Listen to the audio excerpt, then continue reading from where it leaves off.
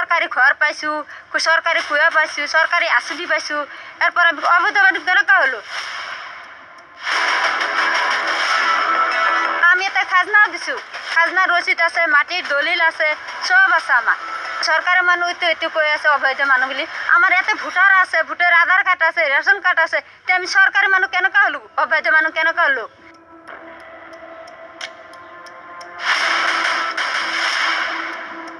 এইখানে আমার কোনো নোটিশ দেওয়া নাই, নোটিশটো দেওয়া নাই।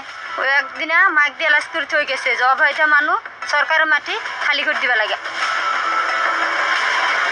পানী কালি যে মানে জিচিবি লগাইছে, আমি কৈ আছোঁ যে আমার এটা 10টা কুয়া আছিলে, 9টা কুয়া তো আগতেই 9 তাৰিখে ভাঙি থৈ গেছে। তে আমি গৈছোঁ যে 2 কলচ পানী আমি উঠাই ৰাখোঁ। পানী ইমান ৰ'দৰ দিন, ল'ৰা ছোৱালী পানী খাব নাই, সেই পানীটো কুৱাৰ বাল্টিংটো পেলাই দিয়ে কেনে কুৱাটো জিচিবি লগাই ভাঙি দি গৈছে। এতিয়া আমাৰ পানী খাৱাৰ ব্যৱস্থাটো তাও নাই। কালি আমি ভাত খাব বসছি, ইয়াতে ল'ৰা ছোৱালীক ভাত দিছোঁ, সেইগিলা সব লাঠ মাৰি পুলিচে সব পেলাই দিছে। সেইকাৰণে আমাৰ ৰাইজৰ মানুহ অলপ কালি খেদিছে। ৰাইজৰ মানুহ খেদাৰ পিছতে লগে লগে গুলি চলাই দিছে। মই মাটি কিনিছি 2 বাৰ, এসা আমার কাগজখন। মই মিকিরের টাইমে মাটি কিনে আনিছো, মেহেদি মাটি। এইটো মাটিও ভাঙি দিছে। মোক ভাত খাওয়ারও নিয়ে বই আছি, 4 দিন ধরে ভাত খাওয়া নাই। লড়াটো অপারেশন করি বলে একটা নেটিং দিছে, 1 মাহ নেটিং হাগিবা না পাইছে, ভাঙি দিছে।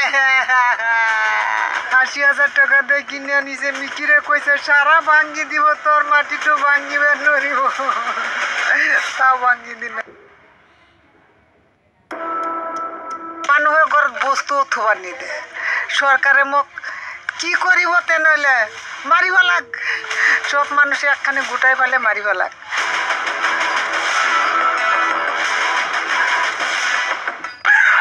বৰ্তমান মই উপস্থিত আছোঁ কচুতলিত। আৰু কচুতলিত যিহেতু প্ৰায় 5 দিন ধৰি যি উচ্ছেদ চলিছিলে, অবৈধভাৱে যিসকল লোকে ইয়াত বাস কৰি আছিলে, ভূমি ক্ৰয় কৰি বাস কৰি আছিলে, সেই ওপৰত তাৰে ওপৰত উচ্ছেদ চলিছিলে প্ৰায় 5 দিন ধৰি। কিন্তু কালিৰ দিনটোত এটা বৰ ভয়াৱহ দুৰ্ঘটনা সংঘটিত হৈছিল। প্ৰায় আৰক্ষী আৰু উচ্ছেদিত লোকৰ মাজত এক সংঘাত সৃষ্টি হৈছিল, যাৰ ফলত দুগৰাকীকৈ উচ্ছেদিত লোক নিহত হৈছিল আৰু আৰক্ষীৰ লগতে বহুকেইজন লোক আঘাতপ্ৰাপ্ত হৈছিল।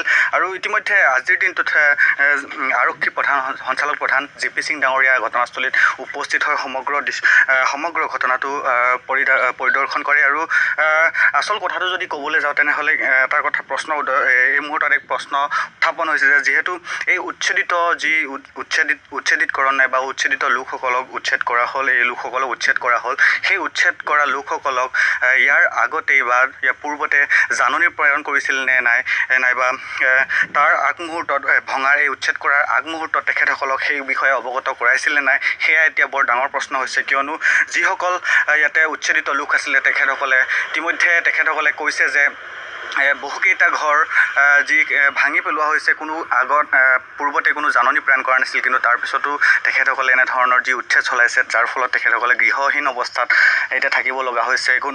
হয়তো কোনোবাই গছৰ তলত নাই বা কোনোবা ঘৰত নথকাকৈ তেখেতসকলে ঘৰৰ বাহিৰত থাকিব লগা হৈছে।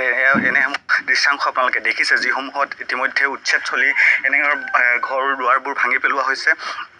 কিন্তু খন্তেক সময়ৰ পূৰ্বে কিন্তু এই উচ্ছেদস্থলীত JP সিং ডাঙৰীয়া ইয়াতে গোটেই সমগ্ৰ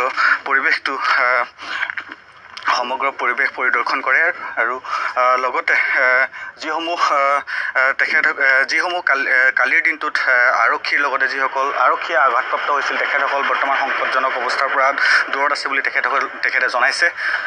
আৰু ইতিমধ্যে দেখিছে আপোনালোকে গোটেই সমগ্ৰ পৰিৱেশ কি ধৰণৰ সকলো ঘৰ দুৱাৰ ভাঙি পেলোৱা হৈছে। যিসকল অবৈধভাৱে ইয়াতে ঘৰ বনাই বা ইয়াতে আছিল, তেখেতসকলক ইতিমধ্যে উচ্ছেদ চলাই ইতিমধ্যে ইয়াৰ পৰা আঁতৰাই দিয়া হৈছে। আৰু যিহেতু প্ৰায় কালিৰ দিনটোত এক ভয়াৱহ আৰক্ষী আৰু উচ্ছেদিত লোকৰ মাজত এক সংঘাতৰ সৃষ্টি হৈছিল, যাৰ ফলত দুজনকৈ উচ্ছেদিত লোক নিহত হৈছিল আৰু আৰক্ষীৰ লগতে বহুকেইজন লোক আঘাতপ্ৰাপ্ত হৈছিল।